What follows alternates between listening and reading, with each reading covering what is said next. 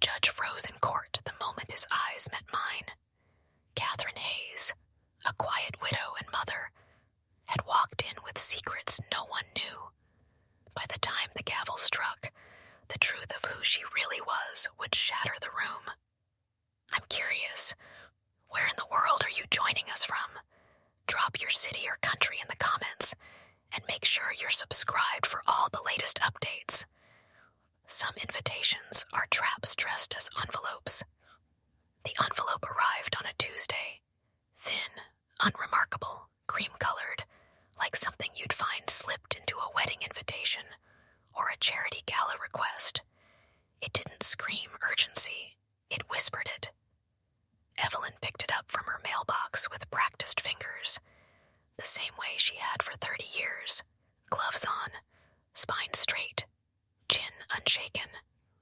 She noticed the return address first, Fulton County Probate Court, then the name, Evelyn May Wren. Her hands didn't tremble. They hadn't in years. She walked back inside her modest bungalow, kettle already warming on the stove, and laid the envelope on the counter as if it were something alive. Steam hissed behind her. She let it whistle, let it fill the space, before turning it off. Then she opened the envelope.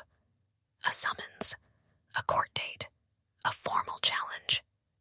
The estate of her late sister, Margaret Ann Wren, was now contested, not by creditors, not by strangers, but by Margaret's children, Claire and Tom. They were claiming Evelyn had no legal familial standing, that she wasn't blood, that her name on the will was a mistake, that their mother had been misled and unduly influenced. In short, they were calling her a fraud. Evelyn folded the letter once, then again, then once more, until it fit back into the envelope as if it had never been touched. She did not cry. She hadn't cried since the night her husband died. That was 20 years ago. Outside, a lawnmower buzzed. Inside, the teacup she devoured was steady in her grip. She'd raised Claire and Tom like her own after Margaret's husband died, cooked for them, paid for Claire's braces, helped Tom with college essays. Now they were contesting her role in their lives, like it had been a clerical error. She sipped her tea. The neighborhood had already begun whispering. She could feel it in the slower waves from neighbors who used to linger. In the way Mrs. Goldman, 2 houses down, paused mid-conversation the last time Evelyn walked by. Everyone had heard. She won't win. They're blood. She's not. That old woman doesn't stand a chance. Evelyn didn't care about the money. Not really. What mattered was something quieter, something colder. Dignity, truth, she had promised her sister on her deathbed. I'll protect what matters. And she would. That night, she opened the heavy chest at the foot of her bed and began sifting through old documents, letters, property forms, co-signed deeds, bank records, old photographs, Margaret's handwritten notes, some dated, some signed. Proof, not sentiment. She placed each piece in a folder with the slow precision of a woman who knew the world never protected women like her. Calm, childless, widowed, invisible. She'd never had the luxury of outrage. Only facts. In the morning, she dressed in slate gray, applied lipstick the exact shade of rose she wore to her sister's funeral, and walked 2 blocks to her lawyer's office with the folder clutched tight. This isn't about money, she said as she handed it over. It's about erasure, and I won't allow it. By noon, the court date had been scheduled. 2 weeks, Fulton County Courthouse. 9:00 a.m. that night, Evelyn sat at her kitchen table, the original summons letter spread beside a cup of chamomile and an open notebook. On the first page, she wrote in neat, upright script, "They think I'm fragile because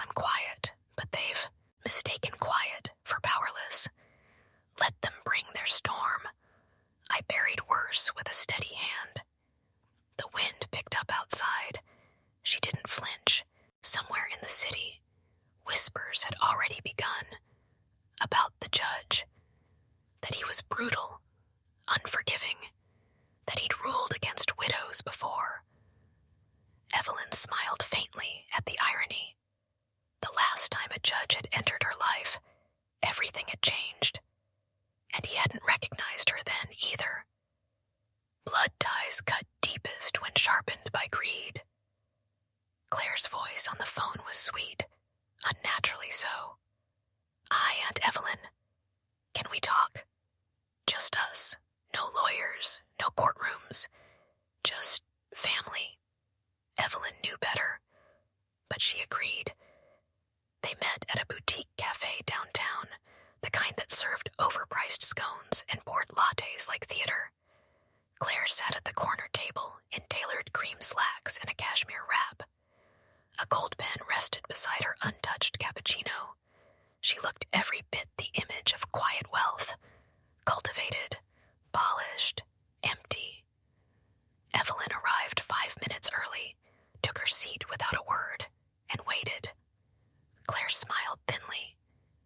"You look well." "I am." A pause.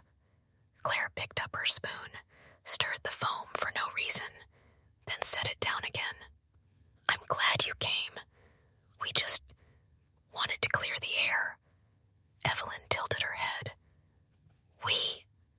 Tom entered seconds later, loud, obnoxious, his tie loose, sunglasses still on despite the shaded terrace. "Well," he said, dropping into the seat beside Claire. "Isn't this cozy?" Evelyn didn't flinch. "You said this was a private talk." Claire's smile didn't waver. "It is. We just felt it was better if we all spoke openly." Tom leaned back. "Cut the fake grace, Auntie. You're not here for tea. You're here because you think you're entitled to money that doesn't belong to you." Evelyn sipped her coffee, completely unfazed. Claire leaned forward, her tone tightening. "You weren't our mother's blood. You were just convenient, around, helpful. But this estate, it's family legacy. It belongs to us." She named me executor. Claire waved it off. "Old women make emotional choices. You're not entitled to anything." "And what exactly are you entitled to?" Evelyn asked, voice even. Tom smirked. "Everything. We're the only living heirs. You're just a leftover." Evelyn's faint smile returned.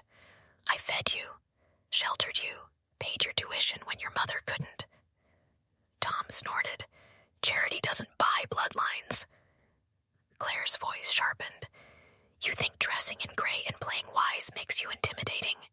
It doesn't. We're prepared to destroy you in court, Evelyn. Publicly, financially, personally." She leaned in, the mask fully gone now. "You've lived a quiet life for decades.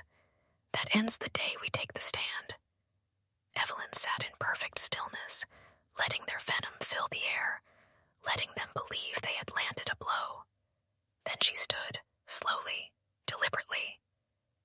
"Tell me, Claire," she said softly, "do you sleep well in the house your mother and I built together?" Claire flinched. Evelyn turned to Tom. "Do you remember who signed your first car loan when your father disappeared?" Tom said nothing. She leaned forward just enough that only they could hear her. "I've lived quietly, yes, but I haven't been asleep." She placed her napkin on the table with care. Tom scoffed. "What are you even trying to prove?" Evelyn smiled. "Nothing. I already proved it. You just don't know it yet." She turned and walked away without another word. Claire's voice followed her. "You're going to regret showing up in court." Evelyn didn't look back, but as she opened the cafe door, she spoke clearly, calmly, just loud enough. "No, but you might." That night, Evelyn returned home to find an envelope slid under her front door. Unmarked. Inside, a single newspaper clipping, 82. Courthouse scandal. Young witness exposes judicial cover-up. A red circle marked a name near the top. Judge R. Harlan, assistant district attorney at the time.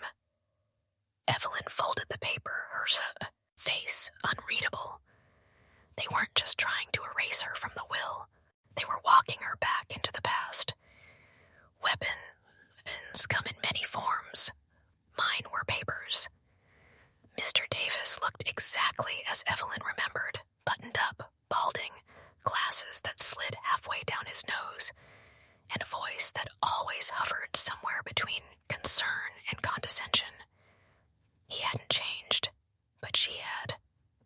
"So," he said, scanning the initial court filings, "Claire and Tom are pressing hard. They're painting you as an interloper, someone their mother allowed into her life out of guilt, not love. No blood tie, no legal leg to stand on." He tapped the stack of motions with his pen.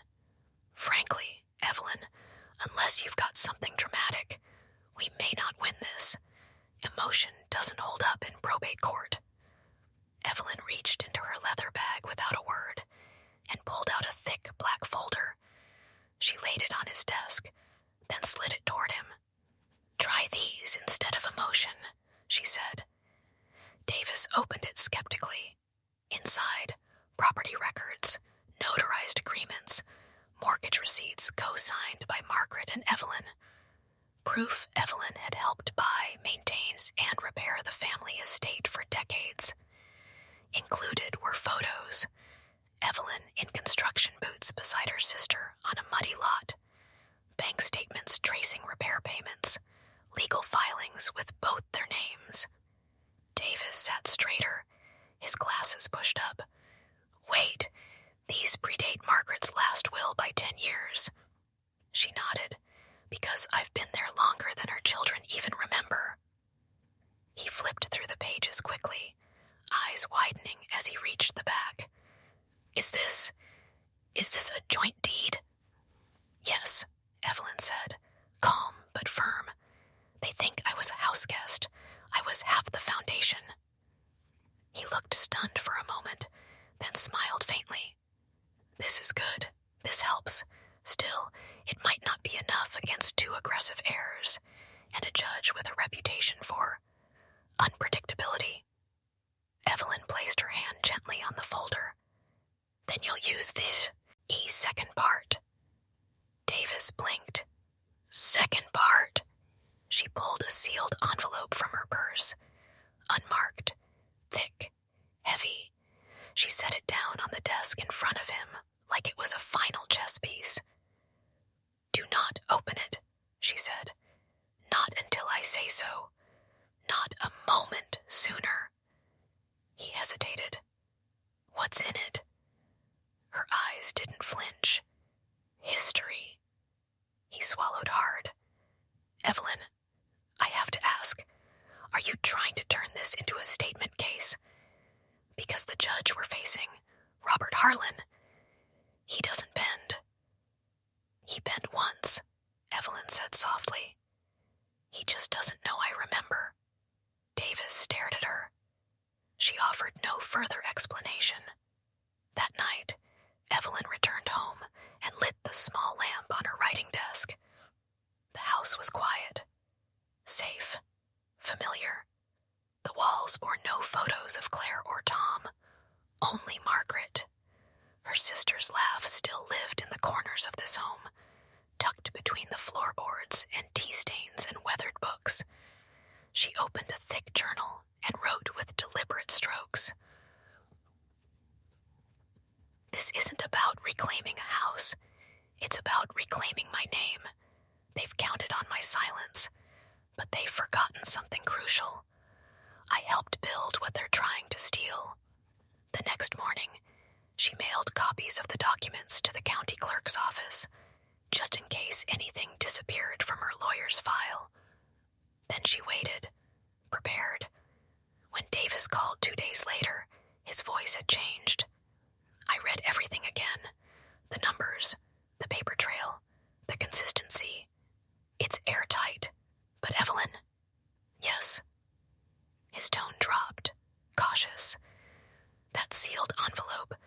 If it's what I think it is, Judge Harlan won't just be surprised. He'll be rattled. She answered without hesitation. That's the point. Courts smell of dust, fear, and ambition. The courthouse hadn't changed. Evelyn had avoided it for nearly 3 decades. But some buildings haunt you regardless of how far you run.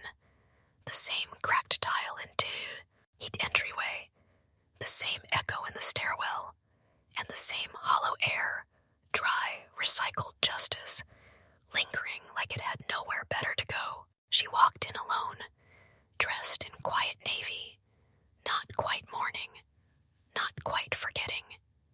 Her gray hair was swept into a low twist, pearls at her ears, eyes forward, steady, courtroom 3B. She pushed open the door.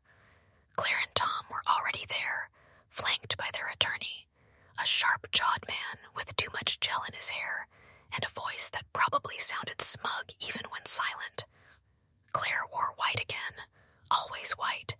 It had become her shield, her costume.